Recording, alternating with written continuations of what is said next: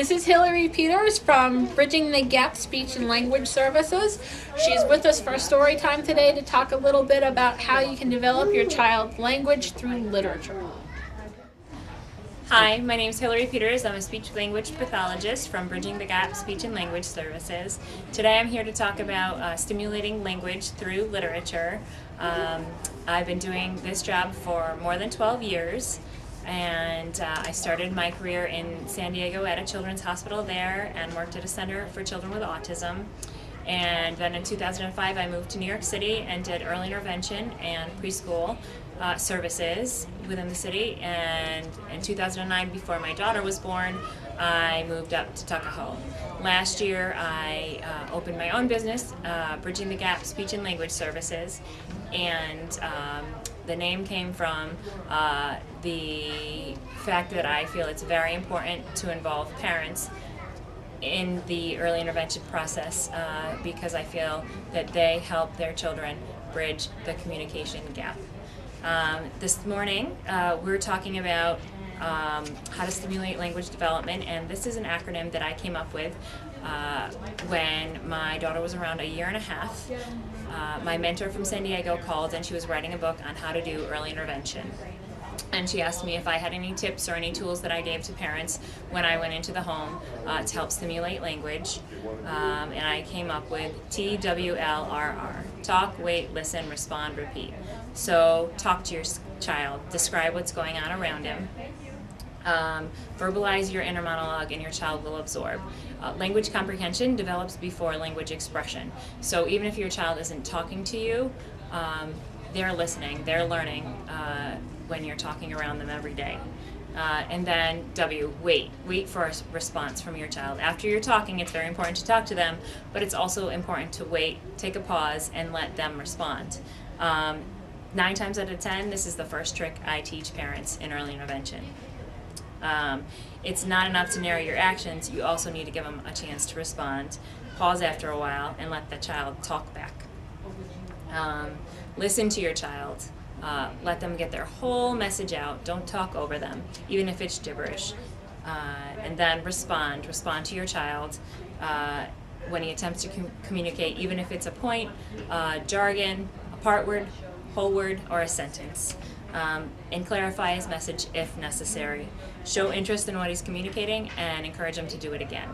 And finally, repeat. Repeat the activities and language within your daily routine. Repetition is an important teaching tool.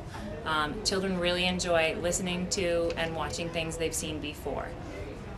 After a while, they may even initiate the activities with the language that they've heard. Listen to your child's comments. Let her narrate a bit on her own. If her comments are gestures, you can give her a word like, oh, look, you know? If she's pointing and say, oh, that's a snake. Wow. She said snake. And then respond to your children's comments and questions about the story, and try to connect it to experiences in real life. So, you know, if you're reading the zoo book, you could say, oh, there's the lion! We saw the lion at the zoo last week. Did you see the lion at the zoo? Yeah. Yeah, you did? All right. I didn't. You didn't? I didn't. Oh, you did. You did? I Do you like the lion? All right. And then finally, repeat the books that your child loves. You know, pick 2 or 3 and read them for a week or 2. You might already do this. You might have a favorite that you can recite in your sleep. And help your child to anticipate what comes next after you read it a few times and have them retell the story.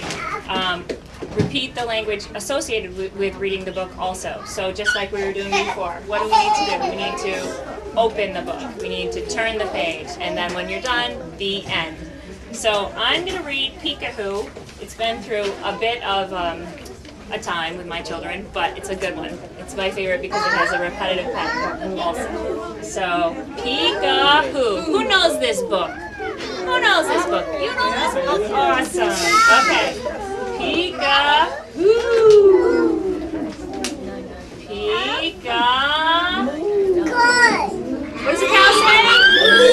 Oh! It's hard to see back there. Yeah, you have that. Peekahoo. What does a ghost say? Ooh.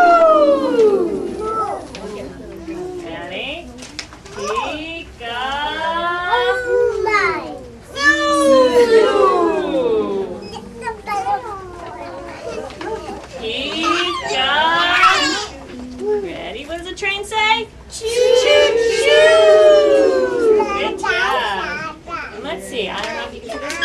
Pika! Who's in there? You!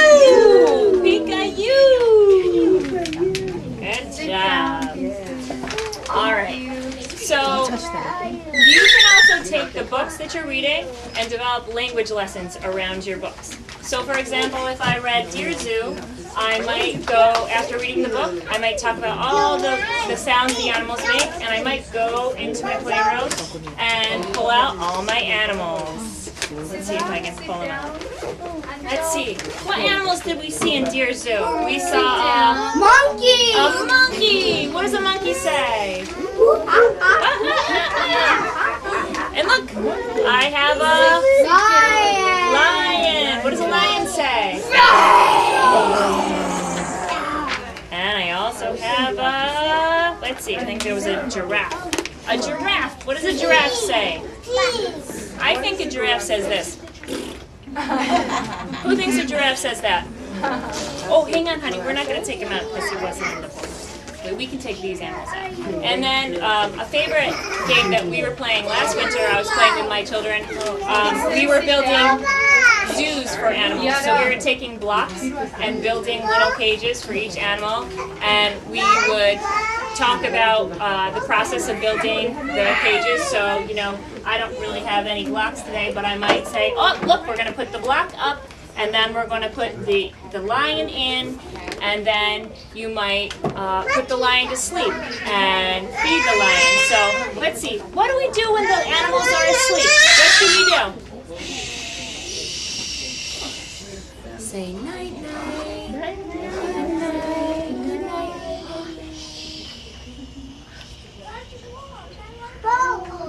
Wake up! Everybody, it's morning time! Wake up, lion! Wake up! Monkey!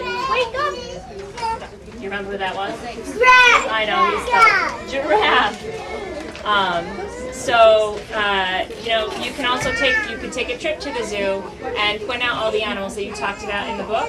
And then you might take pictures, and with the iPhone it's great because you could just take all your pictures, and then when your child gets home you could show the pictures to your husband or another family member that wasn't there, or a caregiver, and they could retell what they saw at the zoo. They could either point, where's the lion? You could ask them where's the lion, or they could use sounds to narrate it. In terms of using books, when I'm doing speech therapy, I can target both language comprehension and understanding, and also, language expression or talking. So I might read this book. These are my favorite for the smallest, the littlest children that I work with. And I might look at this if I was working on language comprehension and understanding. I might just say, to start out with, where's the airplane? Baby. There you go. And then once they were labeling, once they had that receptive vocabulary, I might talk about the function of objects, like which one do you kick? Which one do you kick? Oh, the ball. Good job. And then in terms of language expression, you could have your child name the objects. You could have them tell you what the objects do. What do you do with the ball? You kick. And then you can have your child retell the story for you. And eventually, once they get older, tell you what happens at the beginning, the middle, and the end.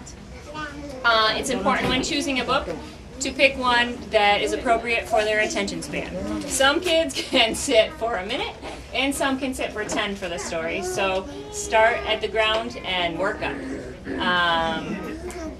I had a family that I worked with who the oldest couldn't sit for more than a minute when we started, but the other two sons, when I started working with them, they could sit for 20 minutes, so it varies on the child. And then incorporate reading into your daily routine. Pick 2 or 3 books and read them every day. I was at the Waverly orientation this fall for my daughter's kindergarten class, and Dr. Melendez said that we should read 3 books to our children every day. And it doesn't happen every day, but I think it's a good thing to do in order to encourage a love of literature.